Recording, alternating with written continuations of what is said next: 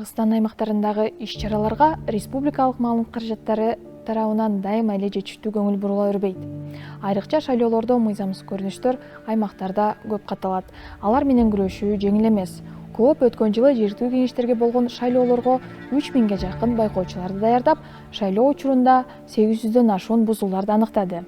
Былтыр жыйынтыгы жокко чыккан 4-октябрдагы парламенттик шайлоодо Ош шаарындагы участкалардын биринде клубдун журналисттерине түз эфир жасоо маалында белгисиз 2 киши кол салып, смартфондорун тартып алышкан. Биз журналисттерибизди алганга эч кандай акыбыз жок. Ош милициясына арыз жазылганы менен тергөөчү ишти иликтебей туруп эле кыскартып салган.